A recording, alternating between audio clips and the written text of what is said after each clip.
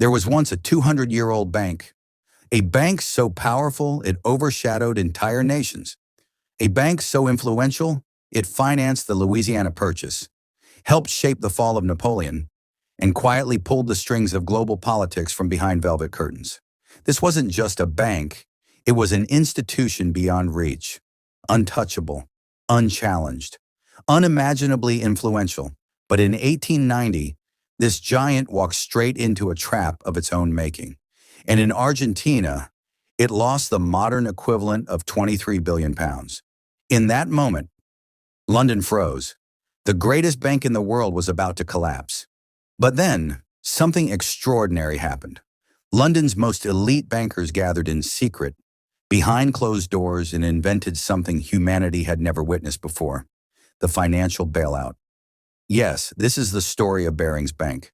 The reason the phrase "too big to fail" exists at all, because the mechanism built to save Barings over a century ago became the blueprint for every major rescue that followed, especially the crash of 2008.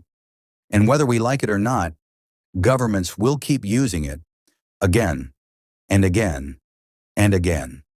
So today we uncover how Barings became too big to fail, how an empire of money survived for centuries, and how in the end, one single man destroyed it from within.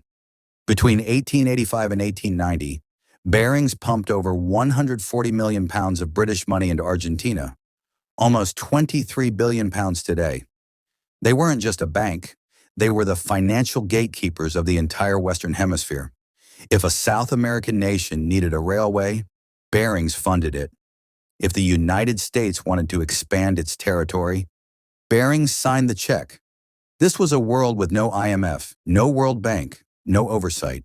Countries went directly to private lenders for infrastructure, for war, even to pay their government salaries. Banks like Barings didn't just lend money. They quietly controlled national budgets, foreign reserves, and political direction. For decades, Barings used this power to shape empires. Some historians even argue that without their early support, the United States might never have risen to global dominance.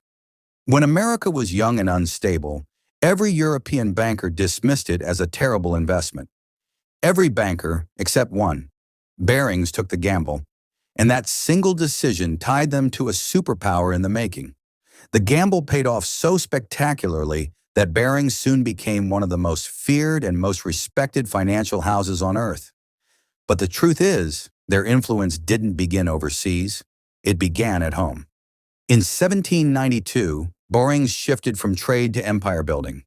Their loans kept British troops marching against revolutionary France. Francis Baring believed wars weren't won by generals, but by the bankers who funded them. He personally opposed the war, yet he cooperated anyway, earning what would be 25 million pounds in profit today. That was high finance.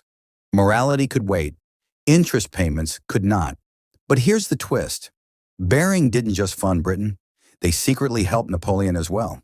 Yes, the same bank that armed Britain also financed Napoleon's Louisiana Purchase.